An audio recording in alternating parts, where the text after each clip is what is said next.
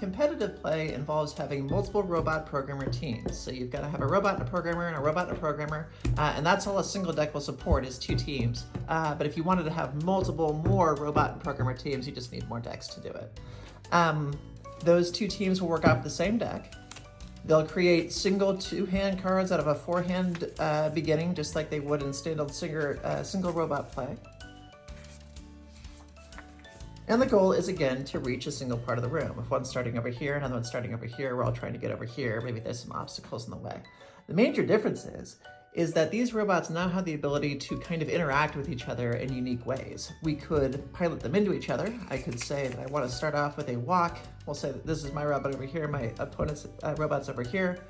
And I'm going to turn, because we did want to go over here. So we're going to advance both of those in this direction. My robot will walk up 3 steps and turn this direction. My enemy, whose cards I don't know,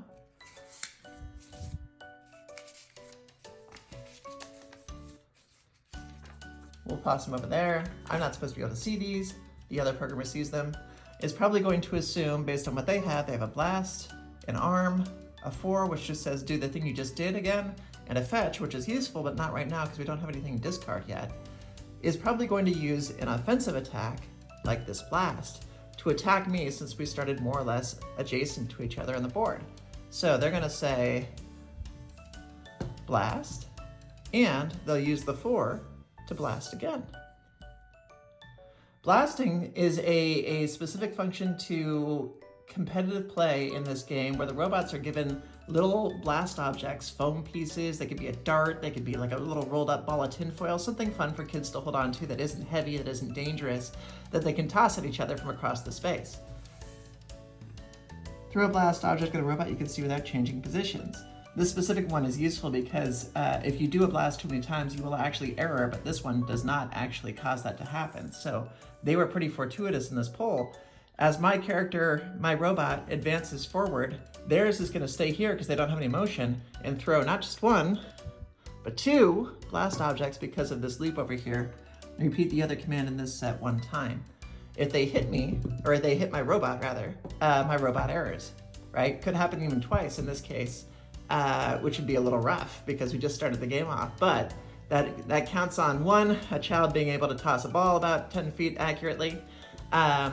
If it becomes a situation where the children are quite good at throwing, you pick a more obscure object for your blast. This is where things get created. They could bring plushies, they can bring koosh balls, they can bring foam darts, whatever it is that's most fun to use as a blast. You can even use like little discs or frisbees or something so that they don't necessarily fly straight and keeps things kind of scattered and interesting.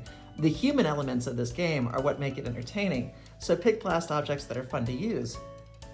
And in this situation, even though I've been hit, or if we assume we've been hit by one of these, we do take an error. They can be retrieved. There are certain functions in here called save functions that will actually restore your errors to you. We're not out of the game yet, and errors do allow us to reposition our orientation so that we can face the goal better, which this character is still sitting over here and hasn't moved yet. So we're down on errors, but we're up on position. And next turn, do I get a walk? Oh, there's a save. This is my save that I could use to recover 1 error, which would undo the previous damage. I also have a fetch that's available to me, and we had that walk 1 that we used earlier, so I could use that save and that fetch to grab that walk 1, which would get our robot moving in this direction and recovering from the error that just happened before. Makes for a lot of really fun competition, and a lot of situations where the robots who don't really have any autonomy in this game, but do get to be the ones acting out the commands, can look expectantly at their programmers and beg them to do a better job.